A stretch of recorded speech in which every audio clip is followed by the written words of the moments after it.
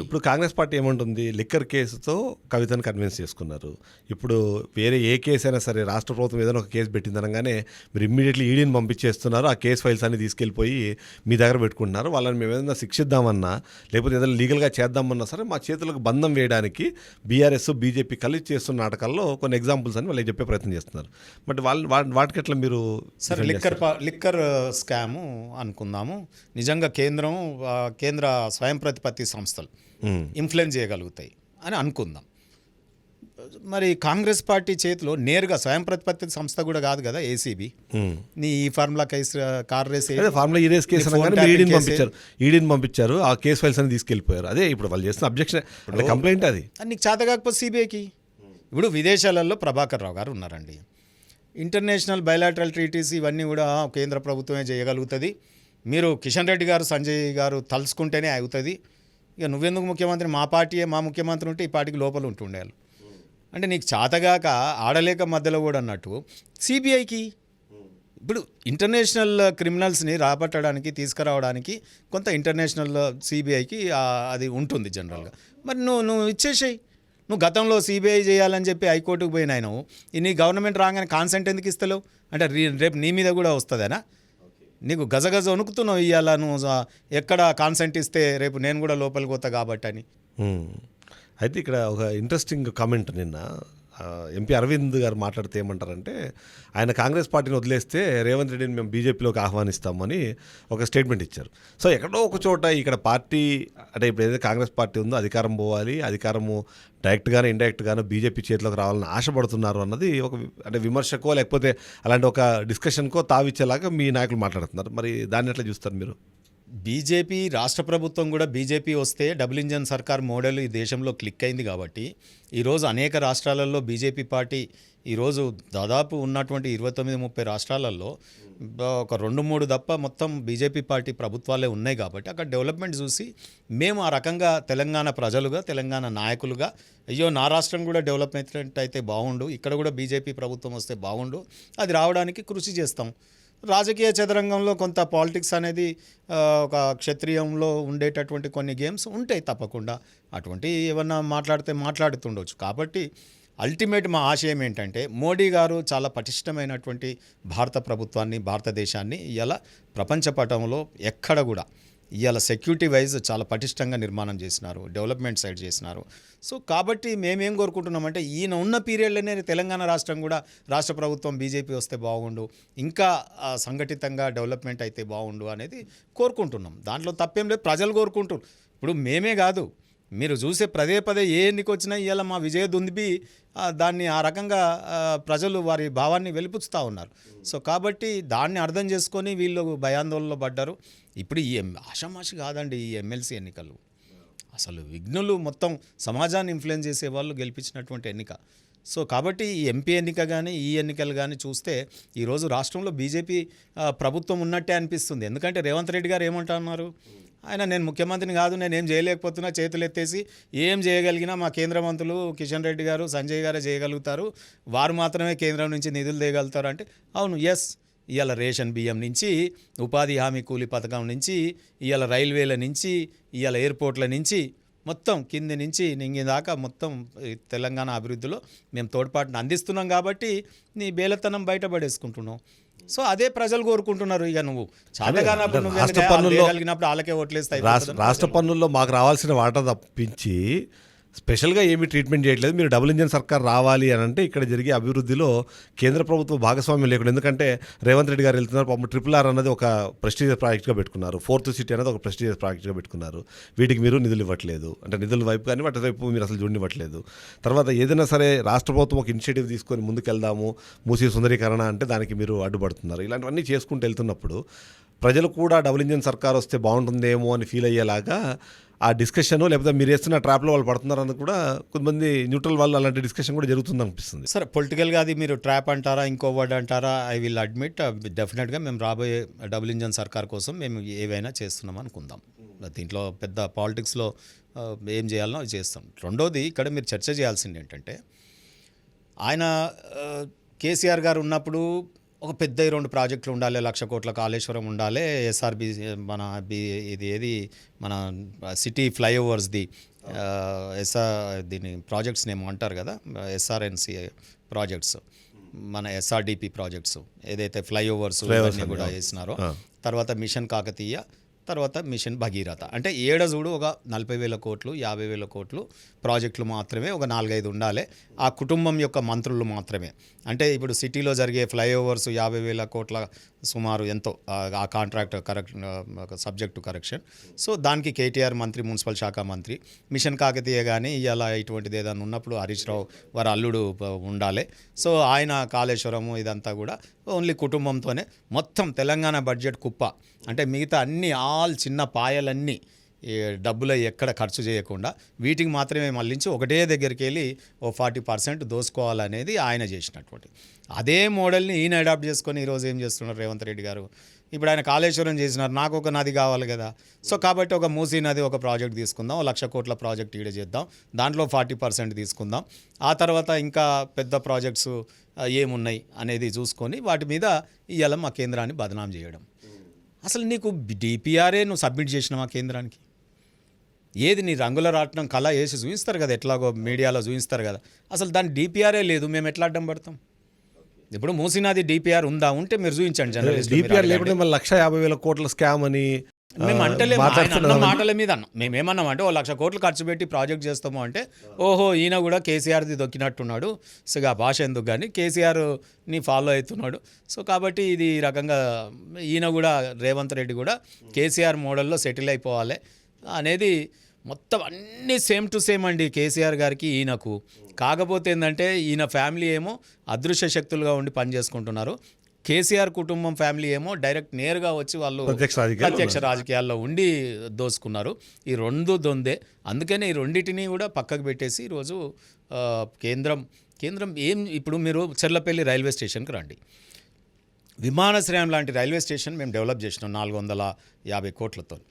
మరి అప్రోచ్ లైన్కి ఒక 65 కోట్ల రూపాయలు ఇస్తే దానికి, ఎందుకంటే నా కాన్స్టిట్యున్సీ ఉప్పల్ కాన్స్టిట్యున్సీ, సో కాబట్టి దానికి అప్రోచ్ రోడ్ లేక ప్రజలు ఇబ్బంది పడుతున్నారు.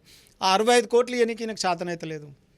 సో నేను ఇంకొక ఉదాహరణ చెప్తా. గతంలో బీఆర్ఎస్ పార్టీ కూడా ఇదే రకంగా మాట్లాడి కేసీఆర్ పదే మోడీ గారిని నిందించారు.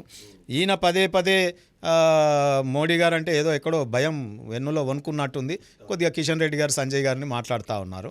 సో ఈ రెండు విషయాలలో వీళ్ళిద్దరూ చేస్తున్న నాటకం ఏంటంటే, కేంద్రాన్ని తిట్టడంలో ఉన్నటువంటిది ఏంటంటే, అసలు తిడితే ఏమన్నా అవుతుందా చిదంబరం గారు? ఫస్ట్ రాజకీయాలలో మేము వచ్చి, చిదంబరం గారు మీరు చాలా మంచి జర్నలిస్ట్ అండి అంటే ఇంత ఛాయ్ వస్తావు, నువ్వు బేకారు అంటే ఎట్లా ఉంటుంది? సో ఆ రోజు నువ్వు ప్రధానమంత్రిని రిసీవ్ చేసుకోవడంలో, గవర్నర్ని గారు ఆ రోజు వ్యవహారమే ఒక రాజ్యాంగబద్ధమైనటువంటి పదవిలో ఉన్న వాళ్ళని కించపరుస్తూ ఆయన వ్యవహారం, ఈయన వ్యవహారం, రాజ్యాంగబద్ధంగా ఉన్నటువంటి క్యాబినెట్ మంత్రులతో మంచిగా ఉండి రాష్ట్రాన్ని డెవలప్ చేసుకోవాలి, ఒక భుజం కలిపి కందే మిలాకే చలనా అంటారు, అట్లా జరగాలి. కానీ నువ్వు నిందిస్తూ కాలం గడిపేటటువంటి వ్యవహారం, మీరు ఇచ్చిన హామీలని లోపభీష్టంగా మీరు చేయలేక మీరు ఇచ్చినటువంటి అష్యూరెన్సెస్, కాంగ్రెస్ది ఎంత దీన పరిస్థితి అంటే వారంటీ కార్డులు ఇచ్చారు. నేను ఇండ్లలో తిరుగుతున్నప్పుడు ఉప్పల్ కాన్స్టిట్యున్సీలో ఒకరింటికి పోయినప్పుడు, బిడ్డకి ఇది మాకు అప్పుడు గ్యారంటీ కార్డు ఇచ్చారు బిడ్డ అంటే ఇట్లా, ఇది అంటే ఏంటిది గ్యారంటీ కార్డు మరి నీకు తెలుసా అని అన్న. మేము కుక్కర్ కొన్నప్పుడు ఇచ్చారు కదా మాకు గ్యారంటీ కార్డు, ఏమైనా ఖరాబ్ అయితే మధ్యలో పోతే వాళ్ళు గ్యారంటీగా పనిచేసి పెడతారు అని. ఓయమ్మ, కనీసం అది ఖరాబ్ అయితే చేస్తారేమో గ్యారంటీ కార్డు. ఈ కాంగ్రెస్ పార్టీ గ్యారంటీ కార్డు చెల్తలేదు బిడ్డ, ఆఫీస్కి పోతే మున్సిపల్ ఆఫీస్కు కానీ దీనికి కానీ పోతే ఎవరు కేర్ చేస్తలేడు అని. అంటే మనుషుల్ని ఎంత మోసం అంటే, మమ్మల్ని నమ్మరు అని గ్యారంటీ కార్డులు ముద్రించి ఇంటింటికి వంచి, కార్డు ఉంటే నీకు స్కీమ్ వచ్చినట్టు అని చెప్పి ఇవాళ రోడ్ల మీద పెట్టి లైన్లు కట్టించి ఎండలో దుమ్ము ధూళిలో కూలినాలి చేసుకుంటే వాళ్ళకు రోజుకు 1000 రూపాయలు కూలి పోయి 3 రోజులు మీ సేవల పొంటి తిరుగుతూ ఉన్నారు. సో ఇది పరిస్థితి రాష్ట్రంలో. చాలా అగమ్య గోచరంగా ప్రజలు ప్రభుత్వ స్కీములకు ఇబ్బంది పడుతూ ఉన్నారు. సో ఈయన స్కీములు కూడా పెద్ద ఇది లేదు. మీకు ఇంకొక ఇది చెప్తా, గతంలో కూడా ఒక ఉదాహరణ, కేంద్రం ఇయ్యలేదంటే కేసీఆర్ నిందించిన దాంట్లో ఫుడ్ అడల్టరేషన్. మన హైదరాబాద్లో ఏం తిన్నా మనకు, ఏ హోటల్ పోయి తిన్నా ఇవాళ రేపు మనకు దద్దులు వస్తున్నాయి. ఫుడ్ అడల్టరేషన్ వల్ల వామిటింగ్స్ అవుతున్నాయి. మోషన్స్ వస్తున్నాయి, హాస్పిటల్లో చస్తున్నారు, హాస్టళ్లలో విషాహారం తిని చస్తున్నారు. అటు బీఆర్ఎస్ గవర్నమెంట్లో, ఇప్పుడు కాంగ్రెస్ గవర్నమెంట్లో హాస్టల్ విద్యార్థులు అయితే పిట్టలు ఎగిరిపోయినట్టు ఎగిరిపోతున్నారు. ఎందుకు? తిండికి. అంటే ఫుడ్ సరిగా కంటామినేషన్ ఫుడ్ తినడం వల్ల. ఈ కంటామినేషన్ ఫుడ్ ఈ హైదరాబాద్లో హోటళ్లలో చెక్ చేసినప్పుడు ఆ శాంపిల్స్ని మనం ఎక్కడికి పంపించాల్సి వస్తుంది తెలుసా? మైసూర్కి, మనం పూనాకి, ఇది తర్వాత ఇక్కడ ఉత్తరప్రదేశ్లో ఎక్కడో ఉంది ల్యాబ్. సో వేరే రాష్ట్రాలకు పంపించాల్సి వస్తుంది. ఉద్యానవన శాఖలో పాత గవర్నమెంట్, మా కేంద్ర ప్రభుత్వం 85 కోట్ల రూపాయలు ఇచ్చి ఓ 14 కోట్లు ఇవ్వవే అక్కడ మన ఆయన కాన్స్టిట్యున్సీలు గజ్వెల్లో పెడతామంటే దానికి గింత కూడా ఇవ్వలే కేసీఆర్ గారు. గివి చేతగానోళ్ళు ఇవాళ మమ్మల్ని 1000 కోట్ల రూపాయలు ఇస్తలేరు. మీరు ఇంత టాక్సేషన్ గురించి మాట్లాడినారు, మనం మర్చిపోయినాం. హక్కుగా కాన్స్టిట్యూషనల్ రెమెడీగా మన పర్సెంటేజ్ ఏదైతే ఉందో అది వస్తుంది కదా నీతి ఆయోగ్ ద్వారా. దాన్ని ఎవరైనా ఆపుతారా? అది వస్తుంది. అది రాకుండా ఒక్క నిమిషం నేను ఇంకొక ఎక్స్ప్లెనేషన్ మీకు చేస్తాను. రాష్ట్రం, మన కాన్స్టిట్యూషన్ ఏ రకంగా ఉంటుందంటే రాష్ట్రానికి కొన్ని విధులు ఉంటాయి, కొన్ని హక్కులు ఉంటాయి, కేంద్రానికి కొన్ని విధులు ఉంటాయి, ఉమ్మడి జాబితాలో కొన్ని ఉంటాయి. సో మరి రాష్ట్రం యొక్క డెవలప్మెంట్ ఏవైతే చేయాలనో అవి వాళ్ళు చేయాల్సిందే వాళ్ళ బడ్జెట్లో వాళ్ళు ఏ రకంగా కూర్చుకుంటారా, కేంద్రం మీద ఆధారపడి చేయొద్దు. నీ బాధ్యత ఏదైతే ఉందో రాష్ట్ర బడ్జెట్ ద్వారా చేయాల్సినటువంటి చేయాలి. విద్య కానీ, వైద్యం కానీ, లేకపోతే ఇంకోటి కానీ. ఉమ్మడి జాబితాలో ఉన్నటువంటిది ఏదైతే ఉందో కేంద్రం కొంత మేరకు సహకారం అందిస్తుంది. దానికి నువ్వు గ్రాంట్స్ ఇవ్వాలి. ఇలా మామనూరులో ఇస్తే నువ్వు జాగ్ ఇవ్వాలి, మ్యాచింగ్ గ్రాంట్ ఫండ్స్ ఇవ్వాలి.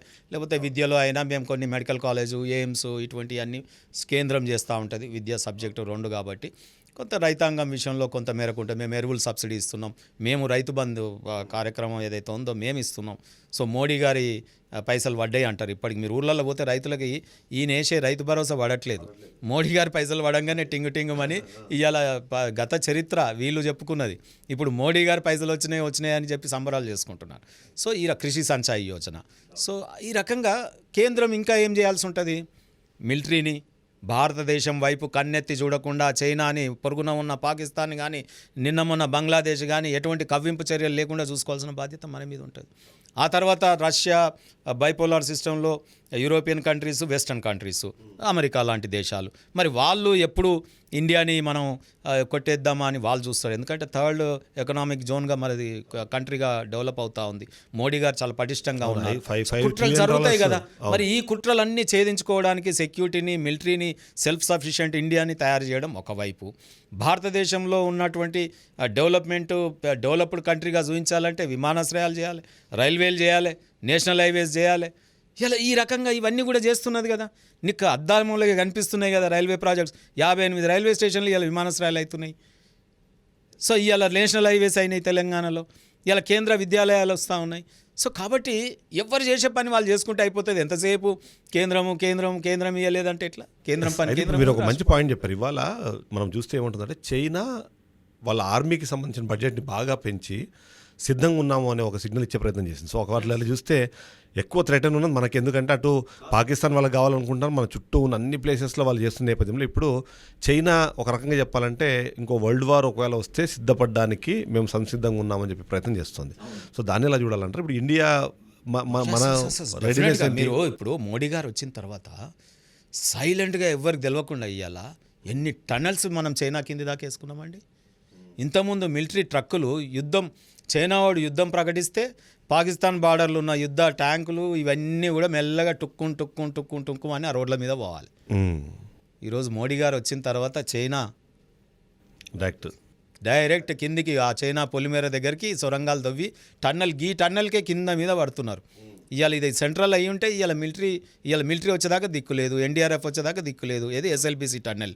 అదే బారాముల్లా టన్నెల్ చూడండి, పోయి మీరు చూడండి ఒకసారి. ఆ హిల్ ఏరియా అదంతా అసలు అండ్లకేలి అవి ఇంకా ట్రాఫిక్. అది హిల్ ఏరియా కూడా ఎప్పుడు ఏది వెళ్తుందో తెలియదు. ఇంకా మనదన్న రాక్, మట్టి, లూజ్ సాయిల్, బోల్డర్స్ ఇట్లా ఉంటుంది. బట్ అక్కడ అయితే అసలు ఏ మెటల్లో ఎప్పుడు అన్ప్రిడిక్టబుల్ ఏరియా. బీఆర్ఎల్ టన్నెల్ ఎంత పెద్ద టన్నెల్ అండి. ఇలా దేశంలో మనం కాశ్మీర్లో ఇలా 6 టన్నెల్లు కట్టినాం 15 కిలోమీటర్లు, వరల్డ్ ఫేమస్ టన్నెల్స్. చైనాకి ఈరోజు మన యుద్ధ సామాగ్రిని తీసుకుపోవడానికి టన్నెళ్ళకి వెళ్ళి డైరెక్ట్ బార్డర్ దాకా పోయేటటువంటి. అందుకే కదా మనం కవ్విస్తలేరు. కాంగ్రెస్ గవర్నమెంట్ ఉన్నప్పుడు అంటే మన మీద యుద్ధానికి వచ్చినట్టు ఉండేది. ఇవాళ పాకిస్తాన్ మన వైపు చూస్తుందా, దాని ఎకనామికల్ ఎట్లా ఇదైపోతుంది. సో కాబట్టి మోడీ గారు చాలా వాళ్ళకి ఏంటండి దేశభక్తి తప్ప బీజేపీ పార్టీ మనకు మోడీ గారికి వేరే ఇది లేదు. ఏదో పుత్రోత్సాహము, రేపు ప్రధానమంత్రి ఇప్పుడు నెహ్రూ, ఇందిరాగాంధీ, రాజీవ్ గాంధీ, సోనియా గాంధీ, ప్రియాంక గాంధీ, రాహుల్ గాంధీ లాగా కేసీఆర్, కేటీఆర్, ఏది మన హరీష్ రావు, కవితారావు, ఈ రకంగా వాళ్ళకి లేదండి. వాళ్ళకి ఇదే ఈ పదవుల మీద కానీ దీని మీద కానీ మాకు ఏమంటారంటే బీజేపీలో నేను ఉన్నాను కదా, దేశం first party next, nation first party nation first party next. So దీంట్లో ఇంకోటి ఏంటంటే ఈ పదవుల యావ కూడా తక్కువ. నన్ను చాలామంది అంటారు ఏమన్నాను ఎంబీసీ కార్పొరేషన్ చైర్మన్ చేసినావు, టీఆర్ఎస్ పార్టీలో జనరల్ సెక్రటరీగా ఉన్నావు, నువ్వు ఏంటి బీజేపీలోకి పోయినావు, కాంగ్రెస్ కూడా పోలే, గవర్నమెంట్ అది ఉంది కదా అని అంటారు. అరే నేను పైరవికారు కాదు, పెట్టుబడిదారుని కాదు. బీజేపీ ఈరోజు దేశం కోసం చేస్తున్న డెవలప్మెంట్ గురించి కొంతమంది ఉంటారు, 100లో ఒకరు పిచ్చోళ్ళు కూడా పొలిటీషియన్స్ ఉంటారు. నేను అటువంటి పిచ్చోళ్ళు రాబోయి, నాకు బీజేపీ అంటే ఇష్టం, దేశంని మోడీ చేస్తున్నటువంటి దానికి నేను సపోర్ట్గా ఉండదలుచుకున్నా, నేను వెళ్ళినా అని చెప్పి మాట్లాడుతూ ఉంటాం. సో ఆ రకంగా అట్రాక్ట్ మాలాంటి రాజకీయాలను కూడా వదిలేసి దేశ భావన కోసం పోయేటటువంటి పరిస్థితులు బీజేపీ